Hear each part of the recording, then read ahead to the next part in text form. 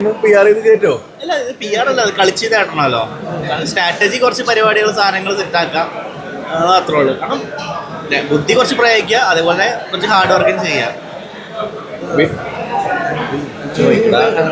ഈ celebrity PR ഇപ്പൊ ഒരു ഫെയിം ആയിട്ട് എൻജോയ് ചെയ്യുന്നുണ്ടോ?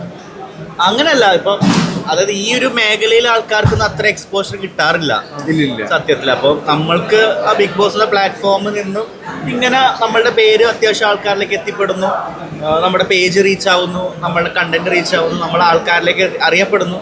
സോ അത് ഇതുവരെ ആർക്കും കിട്ടാത്തൊരു സാധനമായതുകൊണ്ട് രസമാണ്. നമ്മൾ എക്സ്പെക്ട് ചെയ്യാത്തൊരു സംഭവമല്ലേ.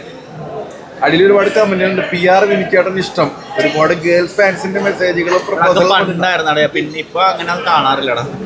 പണ്ടായിരുന്നു അതൊക്കെ, ഇപ്പൊ അങ്ങനെ കാണാറില്ല. അതൊക്കെ പണ്ടായിരുന്നു. ഇപ്പൊ നമ്മൾ ഫീൽഡ് ഔട്ട് ആയില്ലേ. എന്ത് ഫീൽഡ് ഔട്ട്? ഇല്ല, അങ്ങനെയല്ല. ഇപ്പൊ ബിഗ് ബോസിന്റെ ഓളൊക്കെ കഴിഞ്ഞില്ലേ, ഇനിയിപ്പോ അടുത്ത ബിഗ് ബോസ് വരുമ്പോ ചിലപ്പോ നമ്മുടെ പേരൊക്കെ വീണ്ടും വരെ.